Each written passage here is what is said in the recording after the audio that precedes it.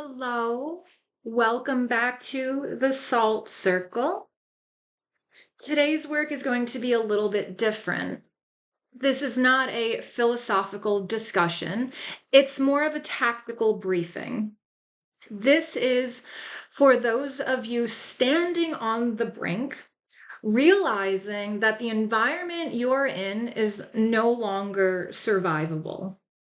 This is for those confronting, the brutal truth that your family is a dysfunctional system, that a loved one is an addict, an abuser, a narcissist, a black hole of need that you can no longer realistically or any other way really afford to fill.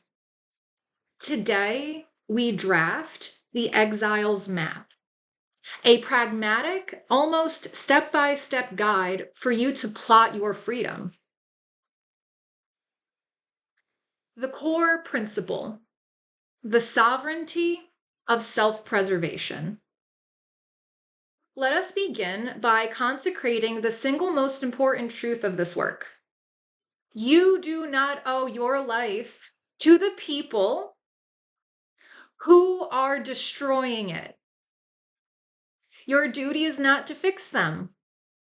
It is not your role in this life to heal their addictions, manage their mental illness, or make them understand you. Their problems existed long before you were born, and it is the height of arrogance for them to demand you sacrifice your future for their static, painful presence. Codependency is not loyalty, it's a trauma response. Today, we break that response.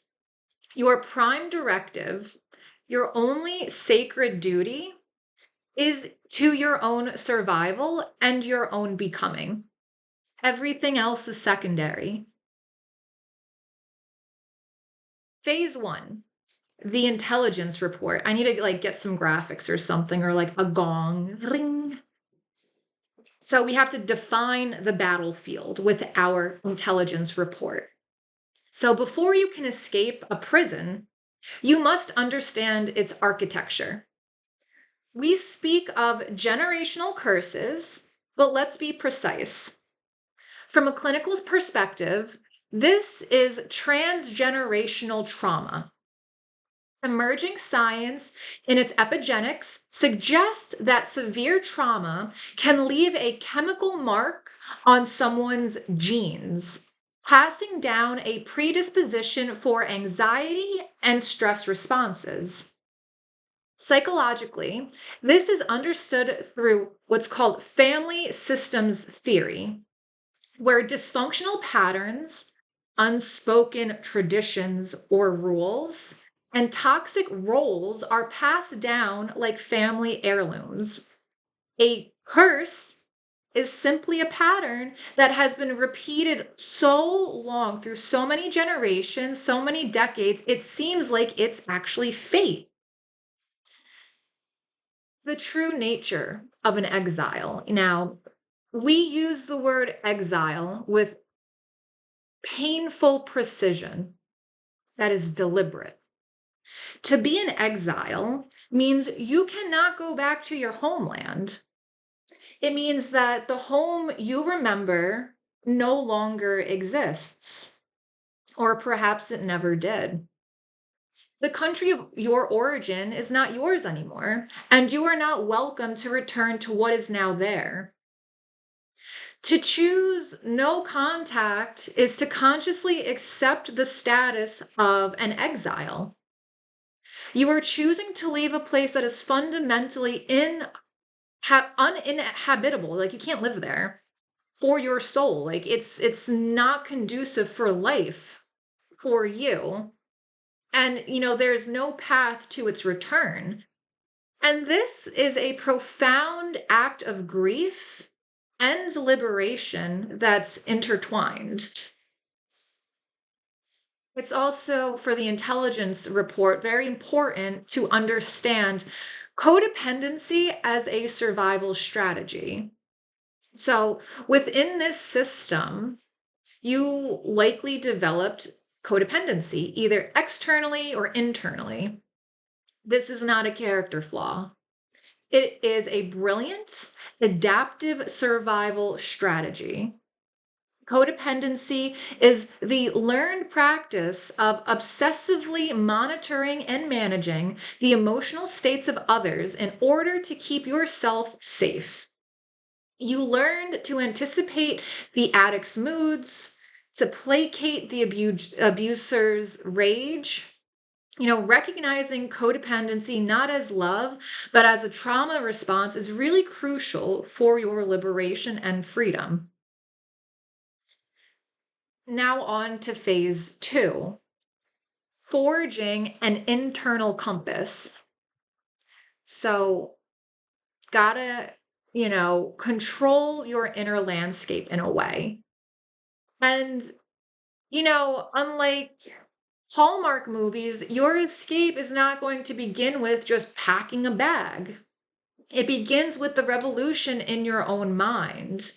The system has survived by making your inner world chaotic, right? And dependent on external validation or external factors. So, your first act of war is to seize control of your inner landscape. One of those ways is by defining your non-negotiable boundaries, or what I like to call the line of rupture. I know that's powerful imagery, right? So you got to find your line in the sand, right? This is not a preference. This line in the sand is not a preference. It is but a single non-negotiable boundary, like borders between countries, that when crossed makes your situation utterly intolerable. For me, this line of rupture occurred when I came back to my grandparents' house, my childhood, for the most part, childhood home, once, between college semesters, like it was Thanksgiving break or spring break, I don't know. And I haven't been back to my grandparents since, I was 16 or 15. It's been a very long time. There's a restraining order. We couldn't tell anyone I'm there, all this stuff. I didn't have a car at the time, but me and my boyfriend drove down there from college. We also went with a friend of ours and her boyfriend. And in the middle of the night, I was very used to always locking my stuff. You never have anything out ever because my dad will steal it and it will be your fault.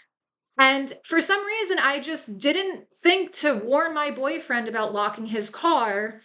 He didn't. In the middle of the night, I get a call. It's the trooper barracks basically saying, "We arrested your dad. He's driving who he said is your boyfriend's car. You have to come here and get it or we're going to impound it." And I remember the shame I felt, right? And then like a couple of days after that, I had to go get the car with my friend. It was a mess. Grandparents didn't care. Boyfriend was just, we broke up shortly after that. And then another situation that happened was, I knew my father was an addict. I knew the codependency and enabling issues that my grandparents had. I was going to school though, so I had an out. I had a way to get away from it. I just needed somewhere to stay for the break.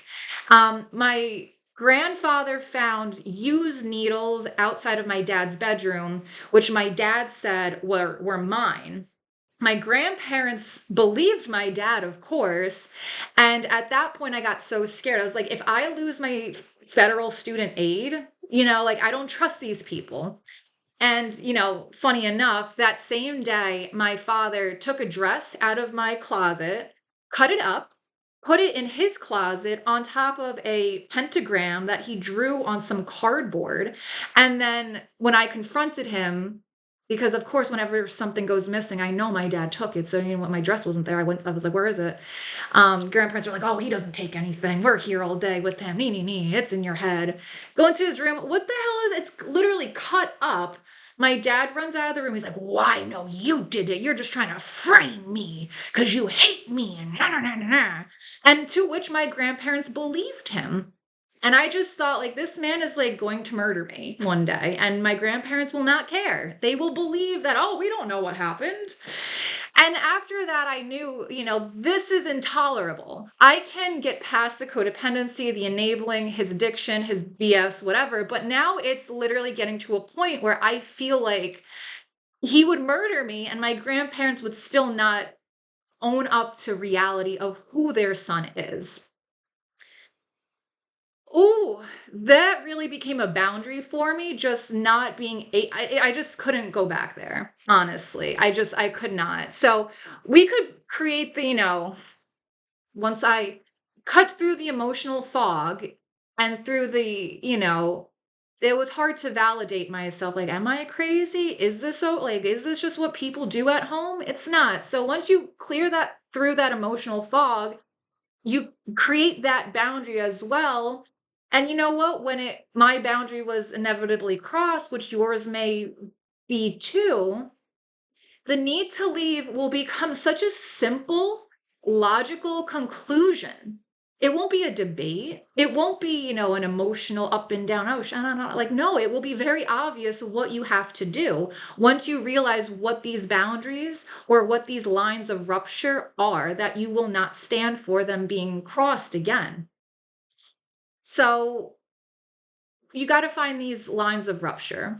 What are they for you? Is it, you will not steal from me, or what, we will not get into another knife fight in the kitchen in front of grandma, whatever the boundary is.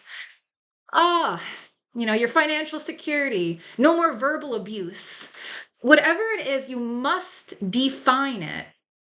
Write it down if you have to. Make it the North Star of your map.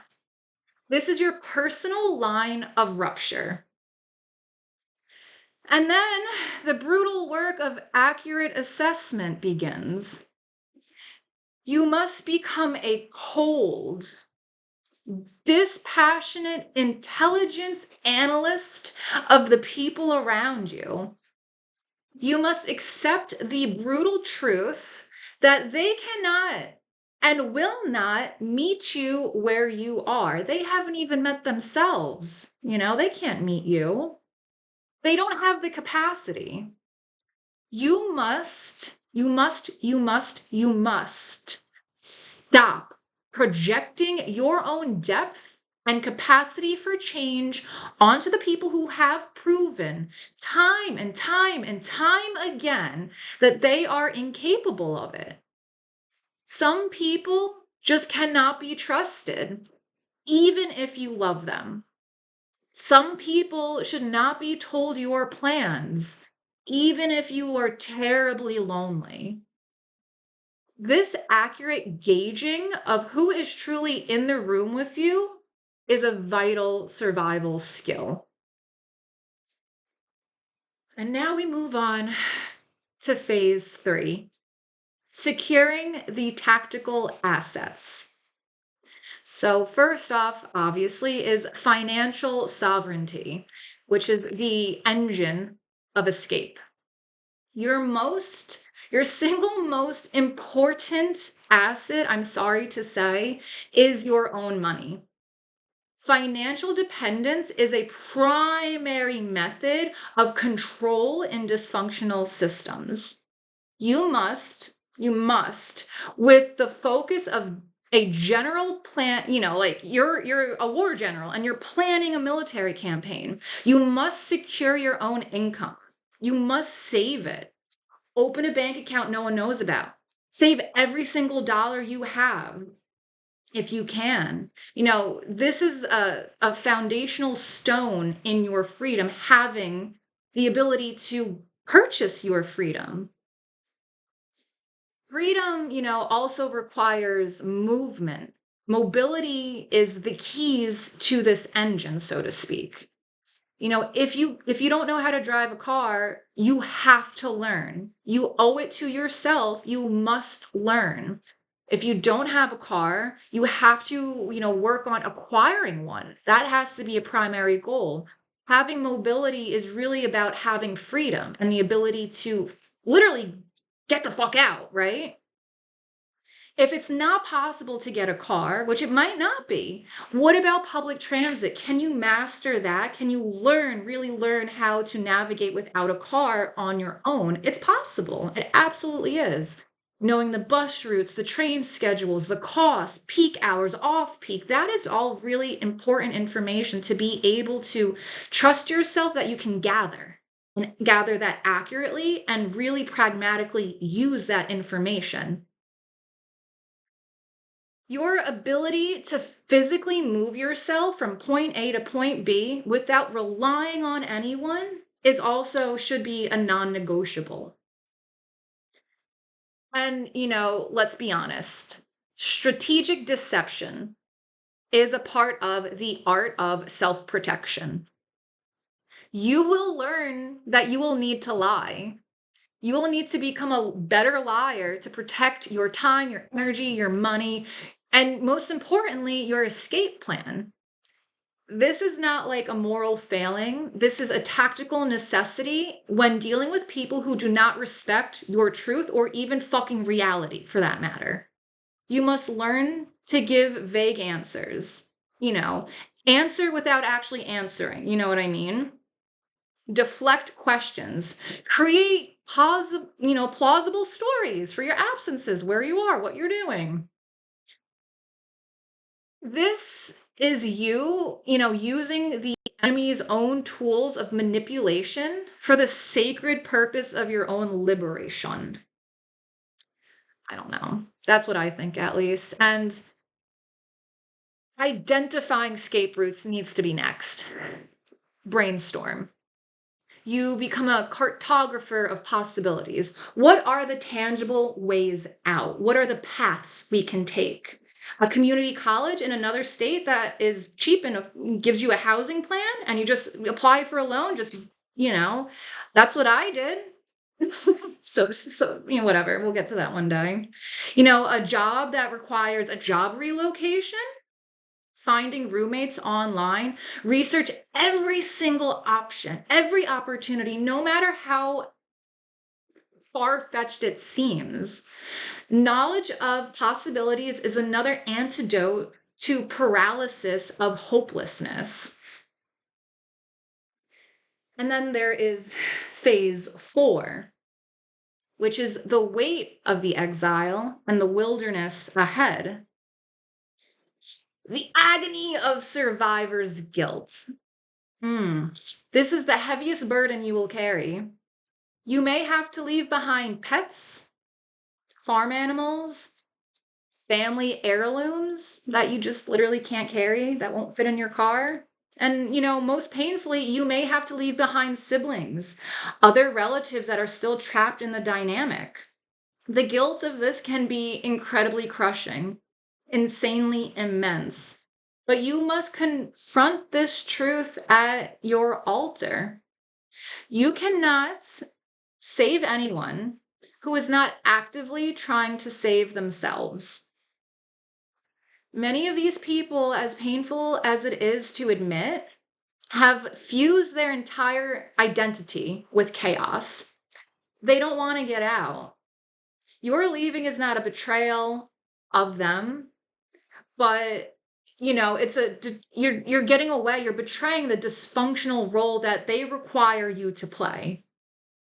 You must mourn this. It's okay to grieve, but you cannot let it stop you. You have to choose your own survival. You can always go back for them later when you're in a better place financially.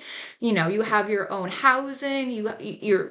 It's just worlds apart. You can always come back, but for right now, you need to focus on yourself. The survivor's toolkit is, remember this. The skills that allowed you to survive in this dysfunctional, chaotic system, these are the exact skills that will allow you to escape it. Your hyper awareness, your adaptability, your resilience. These are not symptoms of brokenness, my friend. They're superpowers. They are, you are a seasoned survivor. You are uniquely equipped to handle this journey. And something that I still struggle with is the discomfort of peace. Be prepared for the paradox of peace. Healthy people in calm environments may feel insanely boring at first. Your nervous system is calibrated for chaos.